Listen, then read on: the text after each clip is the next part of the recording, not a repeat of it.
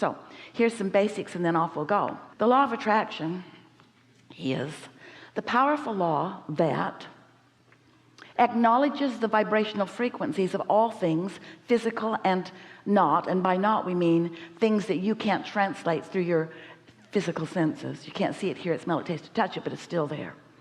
The law of attraction manages all vibrational frequencies. It's the reason that when you tune your radio dial to a certain station, you hear what that station is broadcasting, because the broadcast frequency and the receiving frequency of your receiver are set at the same place.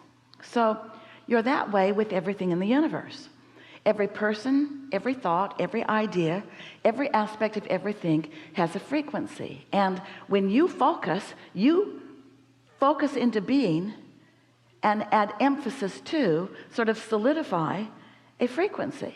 And when you do that, things that match that frequency then show up in your experience. It's the law of attraction. There's no law of assertion. No one can assert into your experience, but sometimes you think they are because you're giving them and what they think your attention. But it's your attention to them that is the attracting factor. They're not asserting anything into your experience. So when you finally get that, then you might want to start practicing what you're offering vibrationally. Recently, Esther got something from someone that she didn't really want to get from that person. And she didn't expect to get it from that person because she thought she had trained that person to be different than that. So when she got that from that person, it shook her up, because made her realize that years and years of training had done nothing. Sort of a feeling of futility.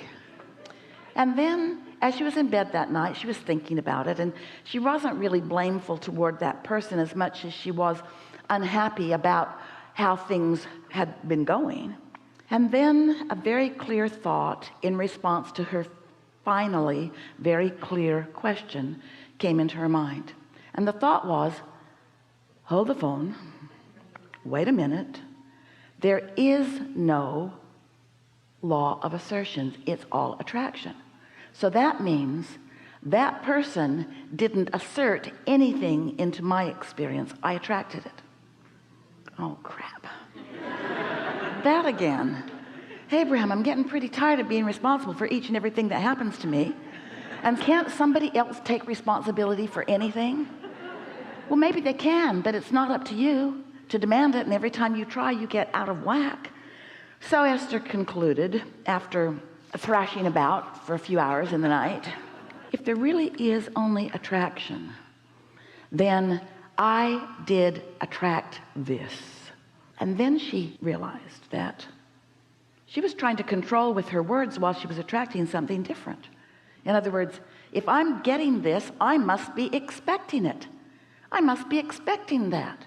So I'm using words that say things like, I love you, when my vibration is, you're letting me down again. But Abraham, what if somebody really is letting you down? Then you're facing reality, not changing it. But Abraham, when does somebody else get some responsibility in this co-creative dance? Every single minute and every single day, everybody else has responsibility too, just nothing that you can do anything about with your words. Have you noticed how people don't behave? Oh, sometimes you can be strong enough with them, you can offer enough threats that they'll pretend to behave, but they're not really behaving, and the universe will keep showing you their lack of behaving, their lack of response to your words.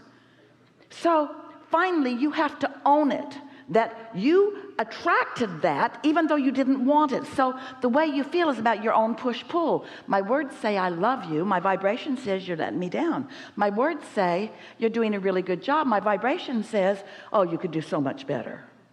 My words say everything in my world is perfect. My vibration says, what am I going to do with you? You see what we're getting at?